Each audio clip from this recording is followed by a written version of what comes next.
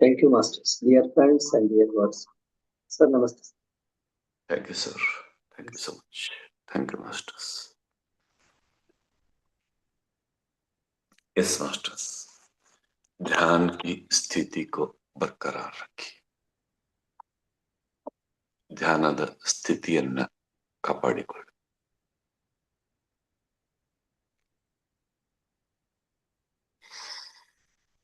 Yes please.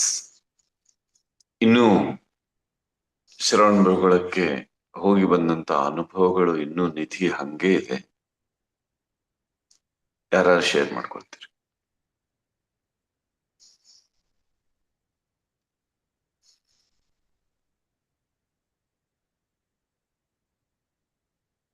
ಇವತ್ತಿನ ಧ್ಯಾನದ ಅನುಭವಗಳನ್ನ ಯಾರು ಶೇರ್ ಮಾಡ್ತಾರೆ? ಇಲ್ಲ ಏನಾದ್ರೂ ಪ್ರಶ್ನೆ ಇದ್ರೆ ಯಾರು ಕೇಳ್ತಾರೆ? कुछ पूछना हो तो पूछिए, कुछ शेयर करना हो तो कीजिए.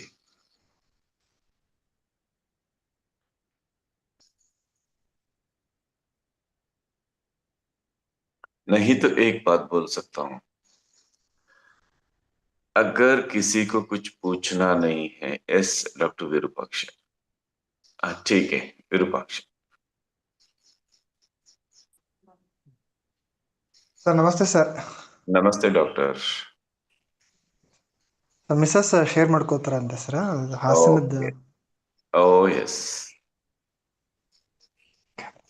ಸರ್ ನಮಸ್ತೆ. ನಮಸ್ತೆ ಅಮ್ಮ. ಇದು ಸರ್ ನಾವಲ್ಲಿ ಗೋಮತಿ ಕಲ್ಯಾಣ ಮಂಟಪದಾಗ ಸ್ಟೇ ಮಾಡಿದ್ವಲ್ಲ ಸರ್. ಬೆಳಿಗ್ಗೆ ಸ್ನಾನ ಮಾಡಿ ಕುತ್ಕೊಂಡ್ವಿ ಸರ್. ಕುತ್ಕೊಂಡ ತಕ್ಷಣ ಭಾರಿ ಎನರ್ಜಿ ಇತ್ತು ಸರ್ ಅಲ್ಲಿ. ಅಂದ್ರೆ ಸರ್ ಅನ್ನಪೂರ್ಣೇಶ್ವರಿನೇ ಬಂದು ಶಿವನಿಗೆ ದಾನ ಮಾಡಾಕ್ತಿದ್ಲು ಸರ್.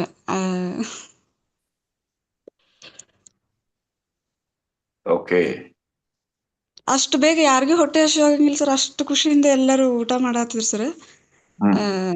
ಅದಕ್ಕ ಸಾಕ್ಷಿ ಅನ್ನಂಗ ಶಾಂತಾ ಶ್ರೀನಿವಾಸ್ ಮೇಡಮ್ ಅದಾರಲ್ಲ ಸರ್.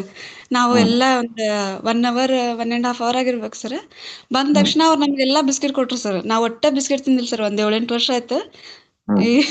ಇರ್ಲಿ ಬಿಡು ಅನ್ಕೊಂಡ್ ಅವತ್ ತಿಂದ್ಬಿಟ್ಟೆ ಸರ್. ಮತ್ತೆ ಹಾಸನಾಂಬೆ ಒಳಗ್ ಸರ್ ಅಲ್ಲಿ ಟೆಂಪಲ್ ಮುಂದೆ ಕುಂತಿದ್ವಿ ಸರ್. ದರ್ಶನ ಆಗ್ಲಿಲ್ಲ ನೋಡಮ್ಮ ನಿಂದ ಅನ್ಕೊಂಡ ಕುಂತ್ವಿ ಸರ್. ನಾನು ಅಲ್ಲೇ ಅದಿನಮ್ಮ ನಿಮ್ ಊರ್ ಹತ್ರನ ಬನದ ಬನಶಂಕರಿ, ನೀ ಯಾಕೆ ಇಲ್ಲಿವರೆಗೂ ನೋಡ್ತೀಯ ನನ್ಗೆ ಅಂತ ಹೇಳಿ ಇನ್ವಿಟೇಷನ್ ಬಂದ್ ಸರ್. ಆಯ್ತು ಅಂತ ಅನ್ಕೊಂಡ್ವಿ.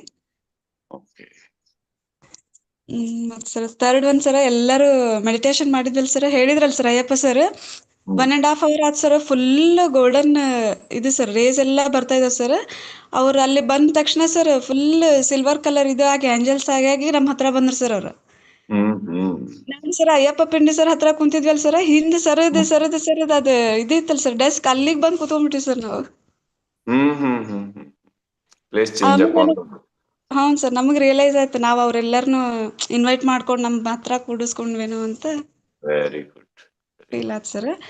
ಆಮೇಲೆ ಸರ್ ಅದು ಎಷ್ಟು ಚಂದ ಸರ್. ಅವ್ರು ಫಸ್ಟ್ ಶಿವ ಬಂದ್ರು ಸರ್, ಆಮೇಲೆ ಬುದ್ಧ ಬಂದ್ರು, ನೆಕ್ಸ್ಟ್ ಪತ್ರಿಜಿ ಸರ್ ಇದ್ರು ಸರ್. ಶಿವ ಮತ್ತೆ ಪತ್ರಿಜಿ ಅವರು ಬಾಳ್ ಖುಷಿಯಾಗಿ ಡ್ಯಾನ್ಸ್ ಮಾಡತ್ತಿದ್ರು ಸರ್. ಮಾಡಿದ್ ಸರ್ ಮಾಡಿ ಬುದ್ಧ ಸುಮ್ನೆ ಕುತ್ಕೊಂಡಿದ್ರು ಅವ್ರು ಶಾಂತ ಇದ್ರಿಂದ. ಮಾಡಿ ಆಮೇಲೆ ನಾನ್ ನಿಮ್ಗೆ ಹೋಗುವಾಗ ಒಂದ್ ಪಕ್ಷಿ ರೂಪದೊಳಗ್ ದರ್ಶನ ಕೊಟ್ಟು ಹೋಗ್ತೀನಿ ಅಂತ ಇದು ಬಂದ್ ಸರ್. ಅದು ನೀವು ಅಬ್ಸರ್ವ್ ಮಾಡಿದ್ರಲ್ಲ ಸರ್, ಎಂಡ್ ಒಳಗ್ ಒಂದೆಷ್ಟು ಖುಷಿಯಾಗಿ ಹೋದ್ ಸರ್ ಅದು. ಆಮೇಲೆ ಸರ್ ಹಿಂಗ ಏನ್ ರಿಯಲ್ ಹೆವನ್ ಅಲ್ಲಿ ಕ್ರಿಯೇಟ್ ಆದಂಗ ಆಯ್ತು ಸರ್. ಧ್ಯಾನ ಮುಗಿದ್ಮೇಲೆ ಎಲ್ಲರೂ ಖುಷಿಯಾಗಿ ಡ್ಯಾನ್ಸ್ ಮಾಡಿದ್ರಲ್ಲ, ಅದು ನಾವಿಲ್ಲೇ ವಿಟ್ನೆಸ್ ಮಾಡಿದ್ವಿ ಅಂತ ಹೇಳಿ ನನ್ಗೆ ಬಾಳ ಖುಷಿ ಆಯ್ತು ಸರ್. ಎಲ್ಲರೂ ಕಣ್ ತುಂಬ್ಕೊಂಡ್ಬಿಟ್ರು ಅವತ್ತು.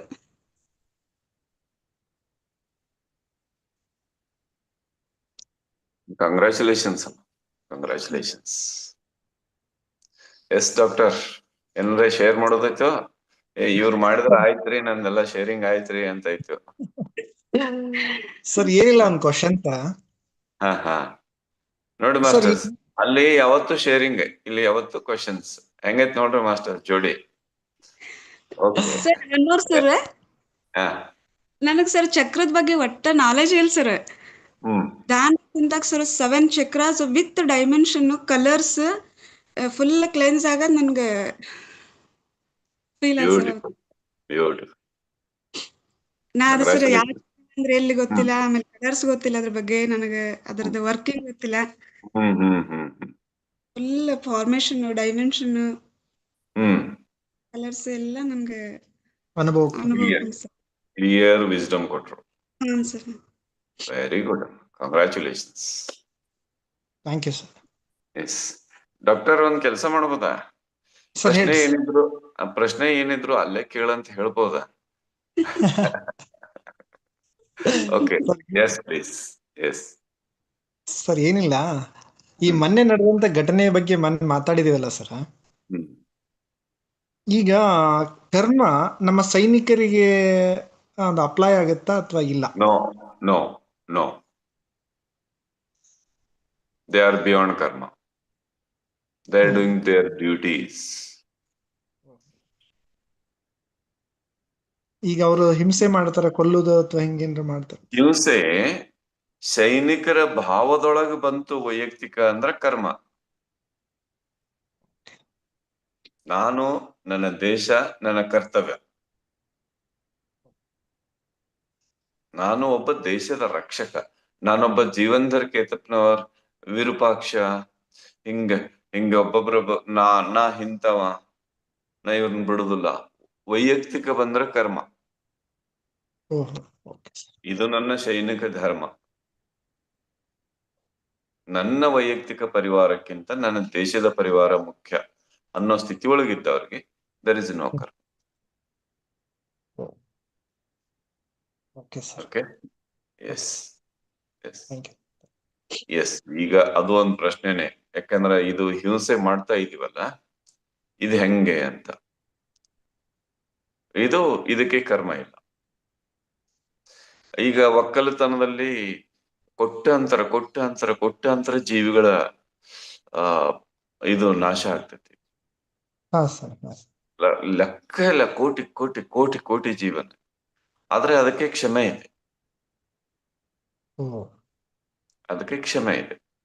ಆ ಅಲ್ಪ ಪ್ರಮಾಣದ ಇದು ಬರ್ಬೋದು, ಆದ್ರೆ ಟೋಟಲಿ ಕ್ಷಮೆ ಇದೆ. ಯಾಕೆಂದ್ರೆ ಒಂದು ಆಹಾರವನ್ನ ಉತ್ಪಾದನೆ ಮಾಡಿ ಒಂದು ಇಲ್ಲಿ ಕೊಡುವಾಗ ಅಲ್ಲಿ ಏನಾದ್ರೂ ಆದ್ರೂ ಒಂದು ಕ್ಷಮೆ ಇದೆ. ಇಡೀ ಈ ಮನುಕುಲ ಬದುಕೋದಕ್ಕೆ ಒಂದು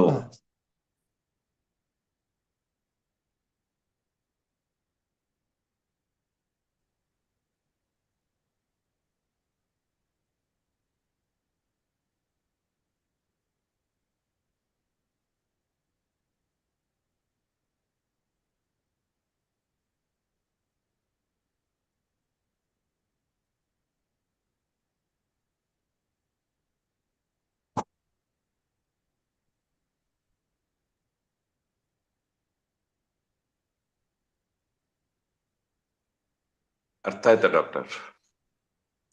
ಸರ್ ರೈಟ್ ಸರ್, ಕೇಳಿಸ್ಲಿಲ್ಲ ಸರ್ ಅದು. ಹಾ ಎಸ್, ಇಲ್ಲ ನಡುಕಟ್ಟಾಯ್ತು. ಅರ್ಥ ಆಯ್ತಾ? ಫುಡ್ ಮಾಡಿ ಕೊಡಕೈತಾನಲ್ಲ, ಹಿಂಗ ಅಗ್ರಿಕಲ್ಚರ್ದಾಗ ಆಗೋ ಹಿಂಸೆ ಕ್ಷಮೆ. ಇಷ್ಟು ಜನರನ್ನ ರಕ್ಷಣೆ ಮಾಡಕೈತಾನ, ಇಷ್ಟು ಜೀವಿಗಳನ್ನ ರಕ್ಷಣೆ ಮಾಡಕೈತಾನ, ಅವ ಮಾಡುವಂತ ಹಿಂಸೆ ಕ್ಷಮೆ.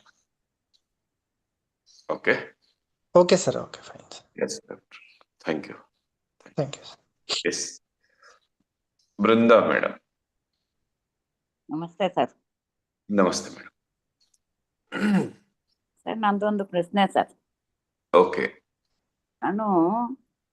ನೀವು ವಸುಂಧರಾ ವಾರಿಯರ್ಸ್ 4 ಗಂಟೆಯಿಂದ ಧ್ಯಾನ ಶುರು ಮಾಡಿದ್ರಲ್ಲ ಸರ್.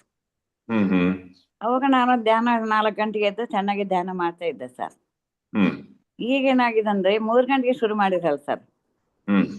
ಆ 3 ಗಂಟೆಗೆ ಶುರು ಮಾಡಿದಾಗ ನಂಗೆ ಏನಾಗಿದೆ ಅಂದ್ರೆ ಒಂದ್ ಸ್ವಲ್ಪ ಬ್ಯಾಕ್ ಪೈನ್ ಬರ್ತಾ ಇತ್ತು. ಅದಕ್ಕೆ ನಾನು 3 ಗಂಟೆಗೆ ಧ್ಯಾನ ಕೂಡೋದು ಬಿಟ್ಬಿಟ್ಟಿದ್ದೆ ಸರ್.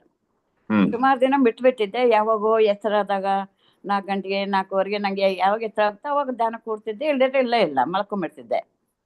ಈ ಮಧ್ಯೆ ಏನಾಗಿದೆ ಅಂದ್ರೆ 4 ಗಂಟೆ ಸರಿ ಏನೋ ಒಂದು ಗಂಟೆ ಶಬ್ದ, ನಾನು ಎದ್ದು ಧ್ಯಾನ ಕುತ್ಕೊಳ್ಳೋ ತನಕ ಆ ಗಂಟೆ ಶಬ್ದ ನನಗೆ ಕೇಳಿಸ್ತಾನೆ ಇರ್ತದೆ ಸರ್.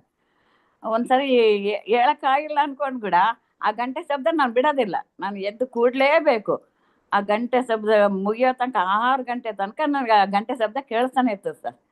ಹಾಗೆ 4 ಗಂಟೆಯಿಂದ 6 ಗಂಟೆವರೆಗೂ ಧ್ಯಾನ ಕೂರ್ತೀನಿ ಸರ್. ಆ ಗಂಟೆನೇ ನಾನು ಎಬ್ಬಿಸುತ್ತೆ ಸರ್, ಎಚ್ಚರ ಮಾಡುತ್ತೆ ನಾನು. Great madam, congratulations. ಕಂಗ್ರ್ಯಾಚುಲೇಷನ್ಸ್.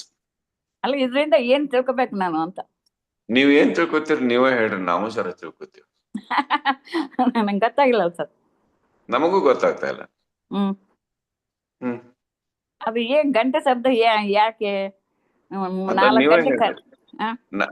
ನಾವ್ ಯಾರು ಹೇಳೋದಿಲ್ಲ, ನೀವೇ ಹೇಳ್ರಿ ಆ ಗಂಟೆ ಶಬ್ದ ಯಾಕೆ, ಏನ್ 4 ಗಂಟೆ ತಿಳ್ಕೊಬೇಕು. ಕರೆಕ್ಟ್ ನೀನ್ ಎಂತ ಡೀಪ್ ನಿದ್ದಾಗಿದ್ದು ಸುತ್ತ ನನ್ಗೆ ಅದು ಎಚ್ಚರ ಮಾಡ್ಬಿಡ್ತು ಸರ್. ಈಗ ನೀವೇ ಹೇಳ್ರಿ ನೋಡು. ನಿಮ್ಮ ನಗುವೆ ಉತ್ತರ. ನೋಡ್ರಿ ಮಾಸ್ಟರ್ಸ್, ನಗು ಸ್ಟಾಪ್ ಆಗ್ತಾ ಇಲ್ಲ. ಅಂದ್ರೆ ಉತ್ತರ ಎಲ್ಲ ಗೊತ್ತಿದೆ, ಆದ್ರೂ ಕನ್ಫರ್ಮೇಟಿವ್ ಅನ್ನ ಆನ್ಸರ್ ಬೇಕಾಗಿದೆ.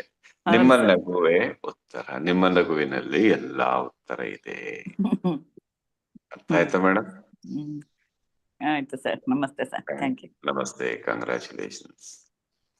ಮಾಸ್ಟರ್ಸ್, ನಮ್ಗೆ ಧ್ಯಾನದ ಅನುಭವಗಳಾದ್ರೂ ಕೂಡ ಯಾರಾದ್ರೂ ಒಂದ್ ಸ್ವಲ್ಪ ಅದಕ್ಕೆ ಸ್ವಲ್ಪ ಕನ್ಫರ್ಮ್ ಮಾಡಿ, ಸಿಕ್ಕ ಹಾಕಿ, ಸಹಿ ಮಾಡಿ ಸ್ವಲ್ಪ ಕೊಟ್ರೆ, ಓ ಇವ್ರು ಹಿಂಗಂದ್ರು ಅಂತ. ನೋ, ಯಾರ ಕನ್ಫರ್ಮೇಶನ್ಗೂ ವೇಟ್ ಮಾಡಬೇಡಿ ಮಾಸ್ಟರ್ಸ್. ನಿಮಗೆ ಅದು ಬಂತ ಹಾಗೇ ತಗೊಂಡು ಹೋಗಿ, ಜಸ್ಟ್ ಅದನ್ನ ಅನುಭವ ಹಂಚ್ಕೊಳ್ಳಿ. ಇದ್ ಹೆಂಗೆ ಅದಂಗೆ ಅಂತ ಅದಕ್ಕೆ ಪ್ರಶ್ನೆ ಉಪಪ್ರಶ್ನೆ ಹಾಕೋಬೇಡಿ. ಅರ್ಥ ಆಯ್ತಾ ಮಾಸ್ಟರ್ಸ್?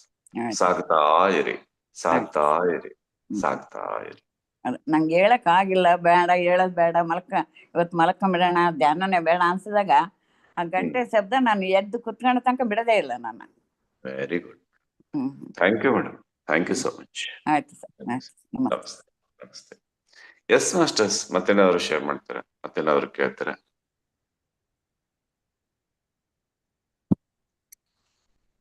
ಎಸ್,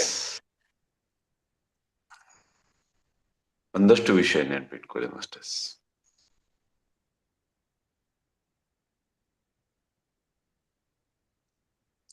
ನಾವು ಪುಸ್ತಕವನ್ನು ಓದಿದಾಗ, ಇನ್ನೊಂದನ್ನೇನೋ ಕೇಳಿದಾಗ ಕೇಳುವುದು ಸುಲಭ, ಓದುವುದು ಸುಲಭ. ಆ ಓದಿದ ಮೇಲೆ ಅದರ ಆಚರಣೆ ಇದೆಯಲ್ಲ, ಒಂದೊಂದು ವಾಕ್ಯ ಆಚರಣೆ ಮಾಡೋದಕ್ಕೂ ನಮ್ಗೆ ಒಂದೊಂದು ಜನ್ಮ ಹಿಡಿಬಹುದು.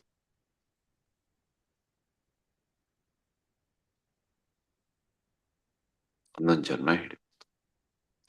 ಆದರೆ ಬಿಡದೆ ನಾವು ನಮ್ಮನ್ನ ತಿದ್ದಿಕೊಳ್ತಾ, ಉಜ್ಜಿಕೊಳ್ತಾ, ತಿಕ್ಕಿಕೊಳ್ತಾ, ಶುದ್ಧೀಕರಣ ಮಾಡ್ತಾ ಮಾಡ್ತಾ ಮಾಡ್ತಾ ಮಾಡ್ತಾ ಮಾಡ್ತಾ ಮಾಡ್ತಾ ನಾವು ಪರಮಶುದ್ಧ ಸ್ಥಿತಿಗೆ ಬರಬೇಕು. ಎಲ್ಲೇ ಏನೇ ಉಳಿದಿದ್ರು ನಾವು ಅದನ್ನು ಉಜ್ಜಿ ಉಜ್ಜಿ ಉಜ್ಜಿ ಉಜ್ಜಿ ತೆಗಿಬೇಕು.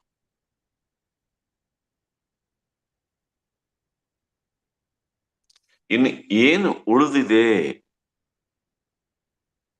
ಅಂತ ಹೆಂಗೆ ತಿಳ್ಕೊಳ್ಳೋದು ಸರ್? ಇದು ನಿಮ್ಮ ಪ್ರಶ್ನೆ ಹೌದೋ ಅಲ್ಲೋ? ಆಗಿದ್ರೆ ಹೇಳ್ತೇನೆ ಮುಂದೆ. ಹಲೋ, ಹೇಳಿ ಸರ್. ಯಾರೋ ಮಾತಾಡಿದ್ರು, ಇಲ್ಲ ಒಂದ್ ಅಕ್ಷರ ಟೈಪ್ ಆದ್ರೂ ಮಾಡ್ರಿ. ಧ್ಯಾನದಿಂದ ಹೊರಗೆ ಬಂದಿದ್ರಿ ಅನ್ಕೊಳ್ತೀನಿ. ಸರ್, ಇಷ್ಟೆಲ್ಲ ಆಯ್ತು, ಇನ್ನು ಏನ್ ಉಳಿದಿದೆ ಅಂತ ಹೆಂಗೆ ಗೊತ್ತಾಗೋದು ಸರ್ ನಮ್ಗೆ?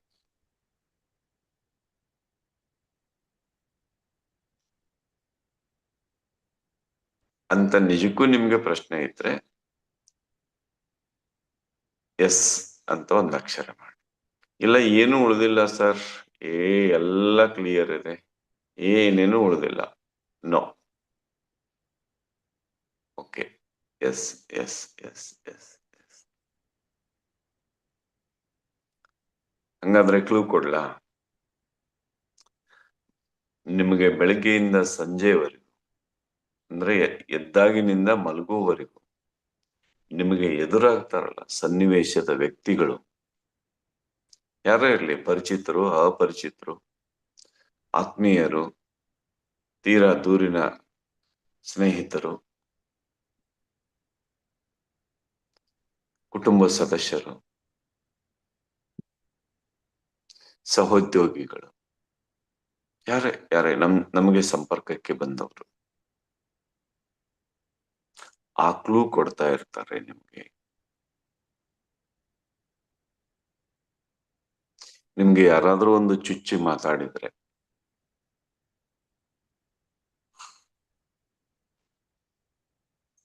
ಏನ್ ಮಾಡ್ತೀರ?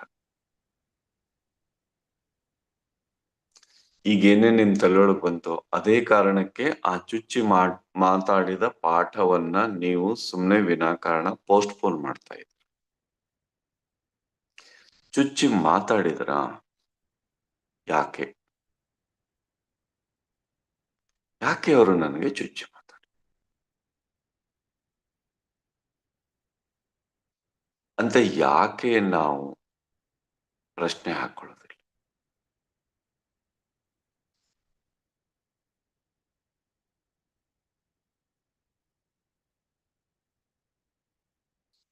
ಅರ್ಥ ಆಗ್ತಾ ಇದೆ ಮಾಸ್ಟರ್ಸ್?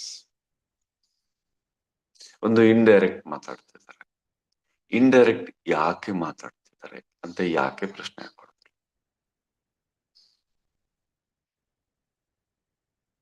ಚುಚ್ಚಿ ಮಾತಾಡೋರೆಲ್ಲ ಯಾರು ಗೊತ್ತಾ ಮಾಸ್ಟರ್ಸ್? ಅದು ಹೇಳಿದ್ರೆ ನಿಮ್ಗೆ ಇನ್ನೂ ಸುಲಭ. ಹೇಳ್ಬೋದಾ? ಇವ್ರು ಯಾರು ಅಂತ ಹೇಳ್ಬೋದಾ? ಸರ್ ನಮಗ್ ಚುಚ್ಚಿ ಮಾತಾಡಕತ್ತಾರಲ್ರಿ, ನಾವು ಅವ್ರ ಕಡೆ ಹೋಗಿದೀವಿ, ನಿಮ್ ಕಡೆ ಟೈಪ್ ಮಾಡಕ್ ನಮಗ್ ಟೈಮ್ ಇಲ್ಲ.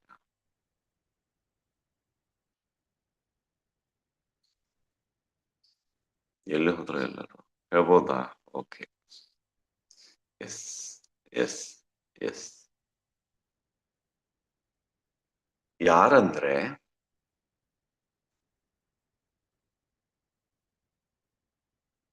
ನಮಗೆ ಸೂಕ್ಷ್ಮವಾಗಿ ಸಂಕೇತಗಳನ್ನ ಕೊಟ್ಟು ಮಾತಾಡುವ ಸನ್ನಿವೇಶಗಳನ್ನ ನಾವು ನಗಣ್ಯ ಮಾಡ್ತೀವಿ, ನೆಗ್ಲೆಕ್ಟ್ ಮಾಡ್ತೀವಿ.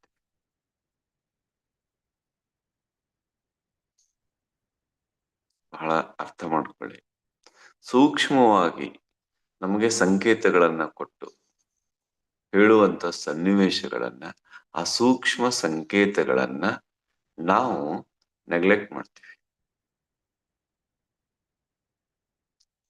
ನೆಗ್ಲೆಕ್ಟ್ ಮಾಡಿದಾಗ ನಿಧಾನವಾಗಿ ಅದು ಸೂಕ್ಷ್ಮತೆ ಹೋಗಿ ಚುಚ್ಚಿ ಮಾತಾಡೋ ಸ್ಥಿತಿ.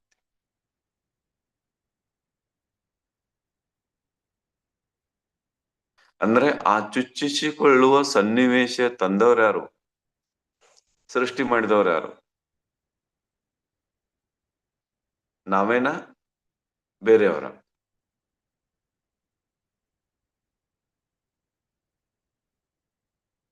ನಾವೇ. ಈಗ ಹೇಳಿ, ಚುಚ್ಚಿ ಮಾತಾಡ್ತಾ ಇರೋರು ಯಾರು? ಅವರ ನೀವ? ಅವರ ನಾವ? ನಮಗ ನಾವೇ ಚುಚ್ಚಿ ಮಾತಾಡ್ತಾ ಇದೀವ ಅಥವಾ ಹೊರಗಿನವ್ರು ನಮಗ್ ಚುಚ್ಚಿ ಮಾತಾಡ್ತಾ ಇದ್ದಾರೆ? ಸೃಷ್ಟಿ ಮಾಡ್ಕೊಂಡವ್ರೆ ತಾನೇ ಅದನ್ನ ಚುಚ್ಚು ಮಾತಾಡ. ನಾವೇ ಗಿಡ ಬೆಳೆಸಿದೀವಿ, ಅದು ನಾವೇ ನೀರ್ ಹಾಕಿ ಬೆಳೆಸಿ. ನೀರ್ ಹಾಕಿ ಬೆಳೆಸಿಲ್ಲ, ಹೆಂಗ್ ಬೆಳೆದೈತಿ ಅದನ್ನು ಹೇಳ್ತೇನೆ ನಿಮ್ಗೆ. ಈಗ ನಿಮ್ಮ ಗಾರ್ಡನ್ ಒಳಗ, ಹೊಲದೊಳಗ ಎಲ್ಲ ಕ್ಲೀನ್ ಇತ್ತು, ಸ್ವಲ್ಪ ಅದನ್ನ ನೆಗ್ಲೆಕ್ಟ್ ಮಾಡ್ರಿ, ಕಸ ಬೆಳೀತು. ಕಸ ಎಷ್ಟು ಸ್ಟ್ರಾಂಗ್ ಆಯ್ತಂದ್ರ ನಿಮ್ ಬೆಳೆ, ಹೂವಿನ ಗಿಡ ಇದನ್ನ ಮುಚ್ಚಾಕ್ತು. ಆ ಕಸ ಬೆಳಕ್ ಯಾರ ಕಾರಣ ಮಾಸ್ಟರ್ಸ್?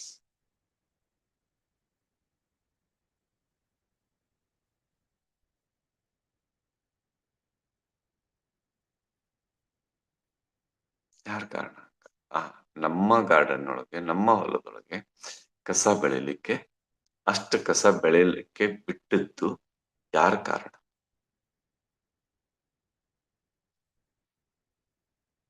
ಯಾರು ಏನೂ ಟೈಪ್ ಮಾಡಿಲ್ಲ ಅಂದ್ರೆ ಯಾರು ಕಾರಣ ಅಲ್ಲ ಅಂತ. ನಾವೇ ಕಾರಣ. ಎಸ್. ಹಾಗಾದ್ರೆ ಆ ಚುಚ್ಚಿ ಮಾತಾಡೋ ಸನ್ನಿವೇಶ ಸೃಷ್ಟಿ ಮಾಡ್ಕೊಂಡಿದೀವಲ್ಲ, ಅದಕ್ಕೆ ನಾವೇ ಕಾರಣ ಅಂದ್ಮೇಲೆ ಅದನ್ನ ಕ್ಲೀನ್ ಮಾಡ್ಕೊಳ್ಬೇಕಾದವರು ಯಾರು? ನಾವೇ.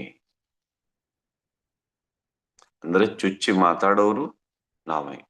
ಚುಚ್ಚು ಮಾತಾಡಿಸಿಕೊಳ್ಳುವಂತ ಸನ್ನಿವೇಶವನ್ನ ಸೃಷ್ಟಿಸಿದವರು ನಾವೇ.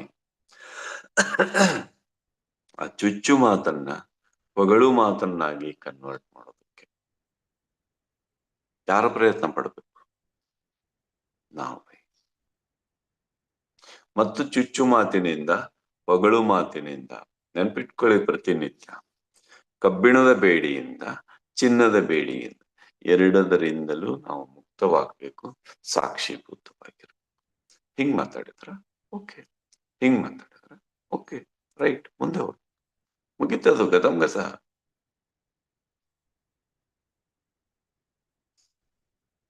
ಕ್ಲಿಯರ್ ಆಯ್ತು ಮಾಸ್ಟರ್? ಅವ್ರು ಚುಚ್ಚು ಮಾತಾಡಿದ್ರು ಅಂತ ಒಳಗಡೆ ಇಟ್ಕೊಳಂಗಿಲ್ಲ, ಇವ್ರು ನನ್ನ ಹೊಗಳಿ ಸನ್ಮಾನ ಮಾಡಿದ್ರು ಅಂತ ಇವ್ರನ್ನ ಇಟ್ಕೊಳಂಗಿಲ್ಲ.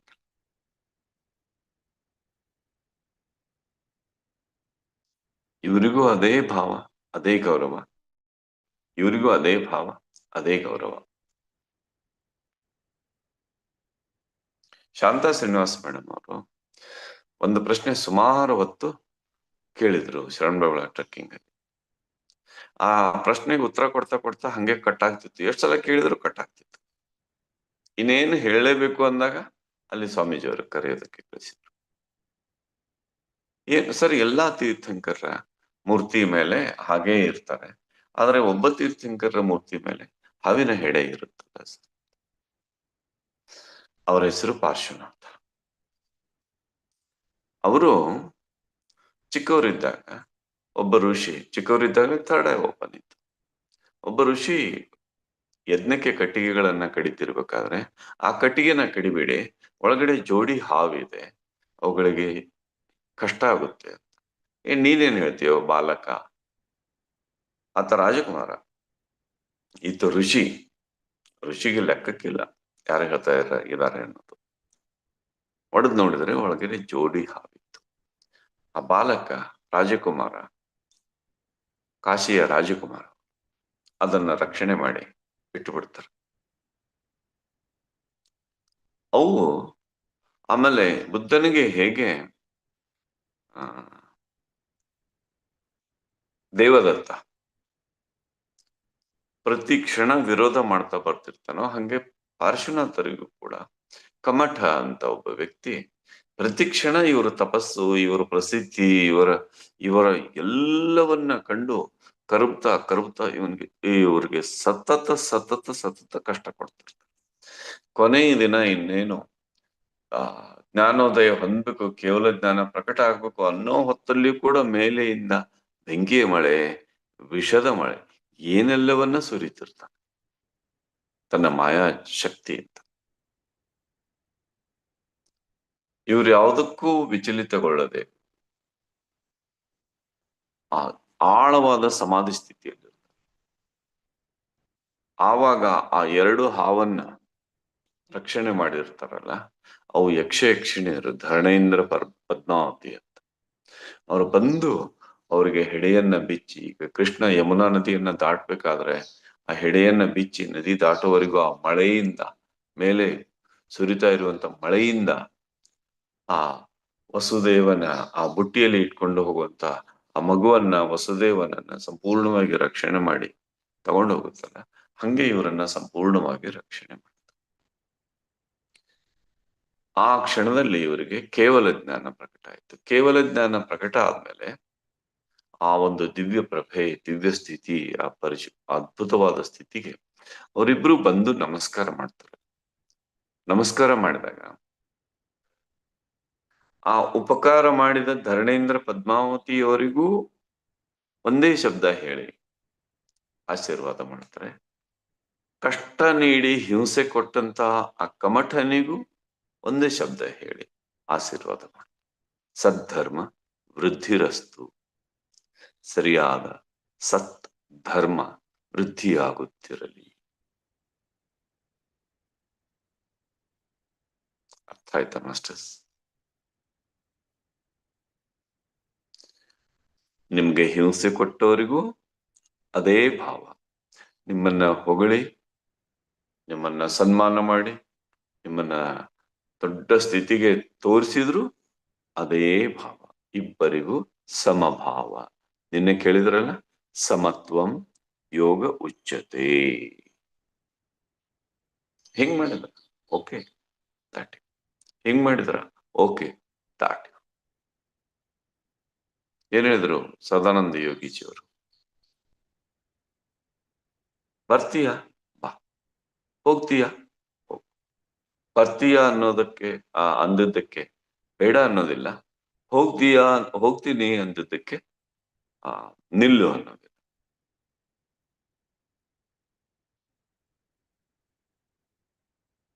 ಇಷ್ಟನ್ನ ಇಟ್ಕೊಂಡ್ರೆ ಮಾಸ್ಟರ್ಸ್,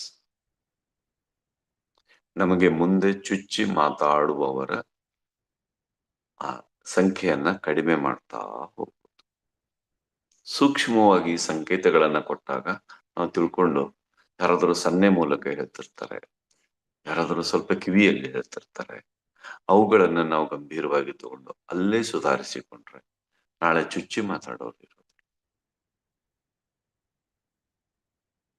ಅರ್ಥ ಆಯ್ತಾ ಮಾಸ್ಟರ್ಸ್? ಈ ನಿಂದೆ, ಈ ಹಿಂಸೆ, ಇವೆಲ್ಲ ಮಾತುಗಳಿವೆಲ್ಲ ನಮಗೆ ಸೂಕ್ಷ್ಮವಾಗಿ ಏನೋ ಹೇಳ್ತಿರ್ತಾರೆ, ಅವಾಗ ನಾವು ಗಮನಿಸಿರೋದಿಲ್ಲ. ಆ ಕಾರಣಕ್ಕೆ ಹಾಗಾದ್ರೆ ಏನ್ ಮಾಡ್ಬೇಕು? ಎರಡಕ್ಕೂ ಸಮಭಾವ ಇಟ್ಕೊಂಡು ಹಾಗೆ ಮಾತಾಡಿದ್ರು ನಾವು ನಮ್ಮ ಧೀರ ಗಂಭೀರ ವ್ಯಕ್ತಿತ್ವದಲ್ಲಿ ಹಂಗೆ ಇರ್ಬೇಕು. ಹೀಗೆ ಅತಿಯಾಗಿ ಅಲ್ಲ, ನಮಗೆ ಹೊಗಳಿ ನಮ್ಮನ್ನ ಉನ್ನತ ಸ್ಥಾನ ಅಂತ ಇದ್ ಮಾಡಿದ್ರು, ಅವರು ಎಷ್ಟೇ ನಮ್ಮನ್ನ ವೈಭವೀಕರಿಸಿದ್ರು ಅಲ್ಲಿ ಕೂಡ ಅಷ್ಟೇ ಧೀರ ಗಂಭೀರ ಸಮ ಮನಸ್ಥಿತಿ ಅಂತ ಇರ್ಬೇಕು. ಸಮತ್ವಂ ಯೋಗ ಉಚ್ಯತೆ. ಇವತ್ತಿನಿಂದ ಮೊದಲು ಚುಚ್ಚಿ ಮಾತಾಡ್ತಾ ಇರೋರನ್ನ ಗಮನಿಸಿ, ಎಲ್ಲವನ್ನ ಸುಧಾರಿಸಿಕೊಳ್ಳಿ. ನಮ್ಗೆ ಸಂಕೇತ ಕೊಡ್ತಾ ಇದ್ದಾರೆ ಗುರು, ಮಗು ಇದು ಹೀಗಲ್ಲ ಹೀಗೆ, ಹೀಗಲ್ಲ ಹೀಗೆ, ಹೀಗಲ್ಲ ಹೀಗೆ ಅಂತ ಹೇಳ್ತಾ ಇದ್ದಾರೆ. ಅದನ್ನ ನಾವು ಗಮನಿಸಿಕೊಂಡಿಲ್ಲ ಅನ್ನೋ ಕಾರಣಕ್ಕೆ ಈ ಮಾತುಗಳು. ಆಯ್ತಾ ಮಾಸ್ಟರ್ಸ್? ಪ್ರಾಕ್ಟೀಸ್ ಮಾಡಿ ನೋಡಿ, ಇವತ್ತಿನಿಂದಾನೇ लाइफ चेंज। मास्टर्स अभी मास्टर्स शेयर कर रहे थे कि जो कर्नाटक में ध्यान यज्ञ ध्यान चक्र हुआ उसके एक्सपीरियंसेस, वहां साक्षात अन्नपूर्णेश्वरी सबको शिव जी को अन्नदान अन्न प्रसाद दे रही थी और उस वक्त इनको भूख भी नहीं लगती थी, लेकिन जो मैडम वहां बिस्किट बांटने आई तो इनको बहुत भूख लगी और इन्होंने बिस्किट भी ले लिया। तो इसके बाद एक और सवाल कि ठीक 4 बजे ठीक 3 बजे मुझे इस तरह से निरंतर घंटानाद सुनाई देता है। जब तक मैं नहीं उठती तब तक वो घंटानाद रहता है। अगर मैं 6 बजे तक भी नहीं उठती तो 6 बजे तक लगातार घंटानाद सुनाई देता रहता है। तो देखिए मास्टर्स, सूक्ष्म लोक के मास्टर्स हमारी साधना के लिए वे कैसे हमें हेल्प कर रहे हैं। तो कृपया वो जो सुनाते हैं तक्षण सुन के साधना स्थिति में आइए। और इसके बाद एक सवाल आपसे कि जो आपकी निंदा करते हैं, जो आपकी चुगली करते हैं, जो आपको इतना परेशान करते हैं कि आप कहते हैं कि उन्होंने मेरा जीना हराम कर दिया, तो आपसे सवाल है ऐसे उन्होंने क्यों किया, ऐसे वे क्यों करते हैं? कभी सोचो, अपने आप से सवाल पूछ लीजिए। वो इसीलिए करते हैं कि जब नेचर आपको सूक्ष्म रूप से संकेत देकर कह रहा था तब आपने उसे नजरअंदाज किया, अनसुना किया।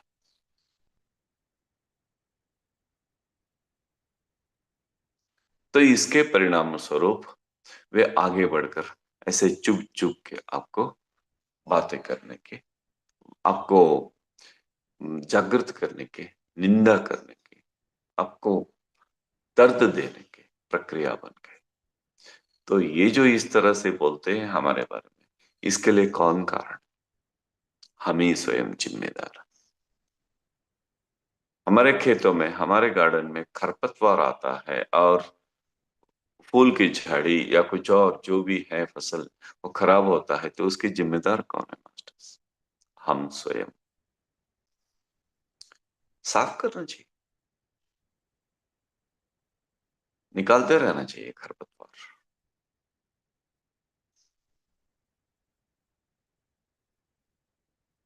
तो साफ करेंगे तो ये नौबत नहीं आएगी। तो हम अपने को निरंतर शुद्धिकरण करते रहना चाहिए।